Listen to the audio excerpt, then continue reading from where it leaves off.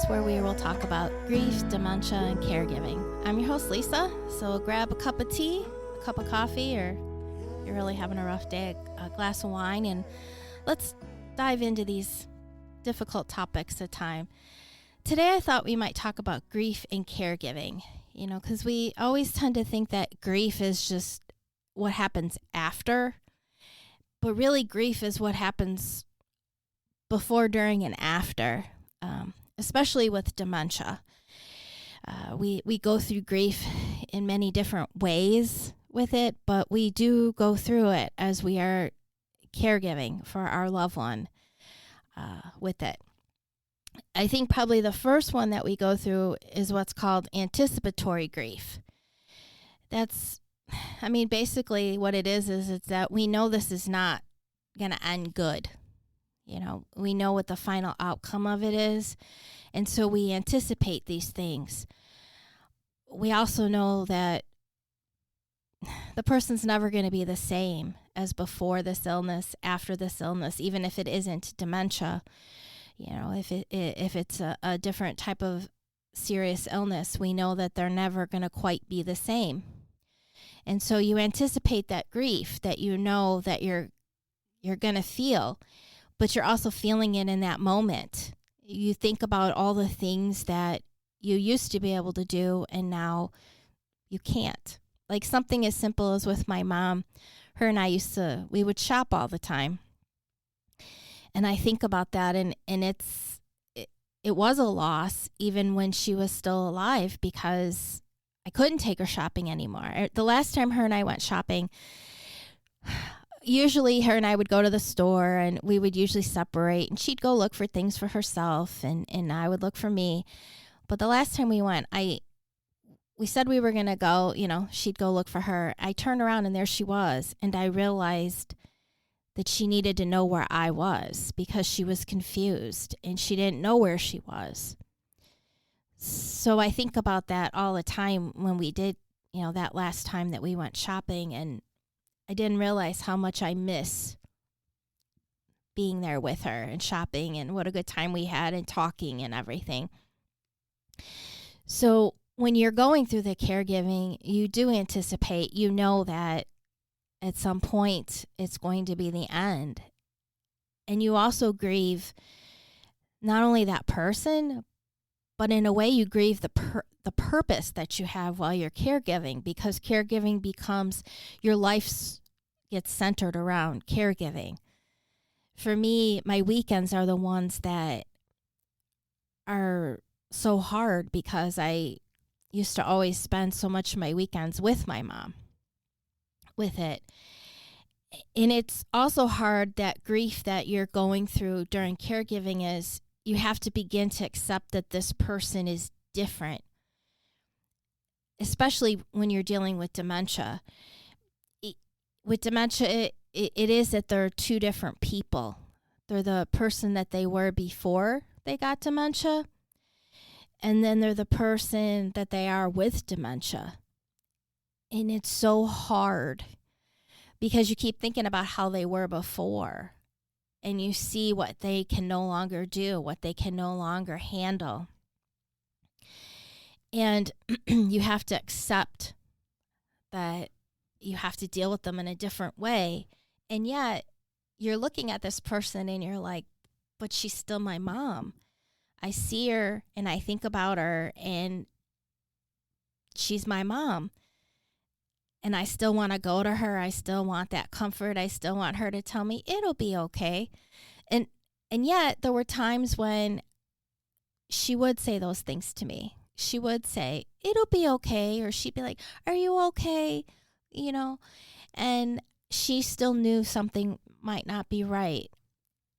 I really do believe, and this is just my experience, but I really do believe even when dementia patients don't know you, like they can't tell you by name. My mom didn't know I was her daughter anymore. She thought I was just this nice girl. I really do believe, though, deep down inside, she still knew me. She still knew I was somebody she could trust, somebody that she was close to with it, even though she didn't know my name. It was the same thing with my dad. She didn't know his name anymore, and she kept looking for him when he was younger. But she knew she felt safe. She knew that we were somebody that she could trust, even though she didn't really know who we were with it. And it's so hard as you're trying to caregive and you realize the roles change.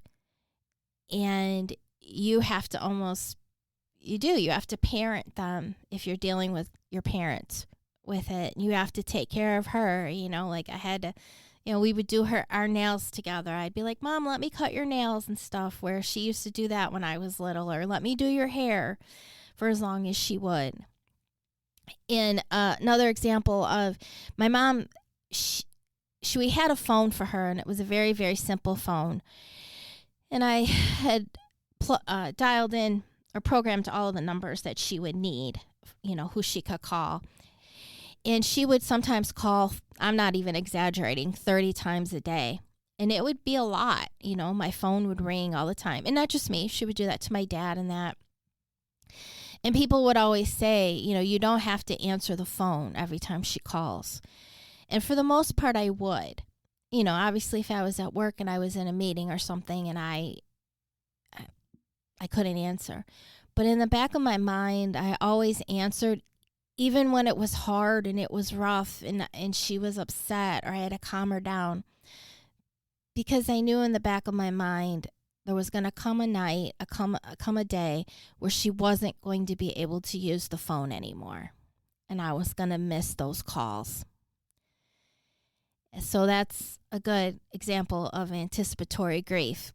And the day did come when she couldn't use the phone anymore. And I do miss seeing, her name pop up on my phone. Luckily, for some reason, I just had a feeling that I should save a couple of her voicemails, because she didn't leave voicemails very often. So at least I still have her voice that I saved. So those are things, too, with the anticipatory grief. As you're going through and you're caregiving, you think about the things that you have lost and the things that you're going to lose with it. And I also thought about the things that she had lost as she was going through it, the things that she would not have wanted to be like. And it's so hard because it was so not her. But yet it was her as I looked at her, and I knew, there is no cure for dementia. So I thought about things of what I would miss when she wasn't there anymore. And that was hard too, because I was trying to be in that moment with her. And I think that we feel that way because as we're trying to be in that moment and we're trying to take care of our loved one and we're trying to do what's right and we're trying to figure out doctors and medicines and what do, we're also grieving what was in that moment. As we're trying to take care of that person, we're grieving those little things, like being able to pick up the phone and just talk and be like, hey, did you see this TV show that was on? Or just have a cup of tea with my mom, or talk about whatever. Or she'd be like, oh, let me tell you what happened today, or she'd come over and she'd show me how to do something. When I would come over by my mom sometime, there was always this one recipe. My mom was a really good cook, but as she got older, she decided that she wasn't going to, if the recipe was too long, she wasn't going to do it anymore. So if it was like over 5 ingredients, she said, forget it. And she didn't like to roll things out. So she ended up giving me her rolling pin. But I would come over and periodically there was this recipe she wanted to make. It was for a meatball pie. But she would always wait for me because she'd be like, you roll out the dough, and we would make it. And I missed those things. My mom taught me how to bake, and she taught me how to cook, and I miss being able to go, over to her and share recipes and things like that. And as I took care of her, I could see that was something she could no longer do. When she lived with me for a while, I had to take all of the knobs off the stove because that would have put her in danger with it. So you grieve what was, how they were before, and you realize they're never going to be that way again. And it's a way of life, a relationship, and you're grieving as you're looking at them and they're still alive. And you think, how can I be grieving? But you are, because you're thinking about what you lost and what will never be again and what is gone forever. And you're also grieving knowing that at some point this person won't be here anymore. And then you think, oh, that's terrible. I shouldn't be thinking those things. But you know, especially with dementia, that there is no way out. You know, it's only going to get worse depending on where they're at and as they progress on the dementia. And it's hard because no two people follow the same progression with dementia. Yes, there are different stages and there are different timelines. Well, it's not even timelines. There's different things that symptoms or signs, I guess, you know, that people go through. But everybody goes through it at a different rate. So you really don't have anything. So you're feeling very lost in this maze because you don't know what's coming next with it. And you think about how this person was and then how they are now. And you're trying to figure out, how do you do this? How do you work through all this? And you're trying to put that person first. And yet you're grieving what you're losing and what used to be, especially if that person was like my mom. She was my person. You know, she would have been the one I would have went to be like, how do I get through this? And there she was. And so you think about all these different things, all these silly things as you're taking care of your loved one. You think about what you're going to lose, what you already lost. And you wonder, just how do I get through all this? Because it's hard. It's really hard. And I never thought about it as anticipatory grief, but that's what it is. You're grieving what you know you're going to lose, but you're also grieving what you already lost and what you're losing in that moment, you know. And it's so hard with dementia because you look at the person, and as I said, they look the same, but they're not the same. So you grieve for that person as they're still alive because you think about maybe how alive they were or how funny they were or, you know, the different things they used to do, and they can no longer do it, whether it's physically or mentally.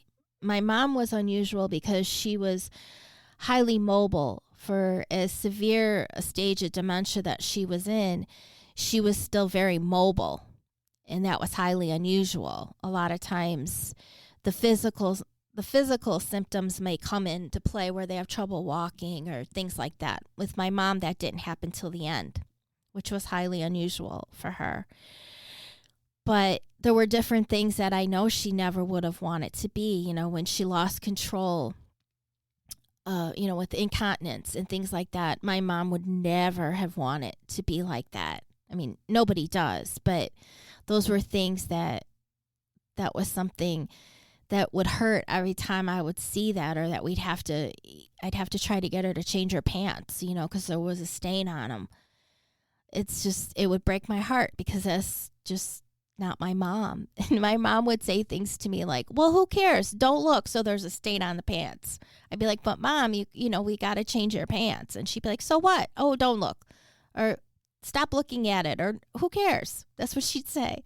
And it was so not like my mom, you know, and it would break my heart because I sometimes couldn't get her to change. And then I'd have to ask the caregivers to help me. And I would be like, that is so not my mom. You know, or I couldn't get her to change clothes sometimes with it. And it would, you know, I'd feel like so helpless that I couldn't help her. And I knew this wasn't who she was. But yet this is who was the person that was in front of me now. And it's so hard because you just think about who they are as a person and who they are now. And then you think about how the illness has robbed the person of so much. And yet you still want to give them dignity. You still want to treat them with respect because you still, you love them, and it's just hard because there's all these emotions, and maybe you're angry, which is part of grief as well too. And maybe you come home and you cry your eyes out because you're like, how can this be? And all of it's okay. It really is. You have to get those feelings out. You have to get the anger out and the crying, the sadness, whatever it is, so that you can kind of take care of yourself and acknowledge that, yes, I am grieving. I grieved for my mom way before she died because I saw things even before we were able to get her diagnosed that I knew they were not my mom. So those are things that you have to think about and things that you feel. And I think it's important that you feel what you feel in that moment. And maybe you can't express it when you're with your loved one in that moment, but you have to give yourself that moment, even if it's just going in the bathroom and crying or screaming. You have to give yourself that and acknowledge that you are grieving, because dealing with dementia is very, very hard. It is not an easy thing for the person who has it and for the person who's taking care of your loved one with dementia. It's hard, and you grieve because you see what they're losing.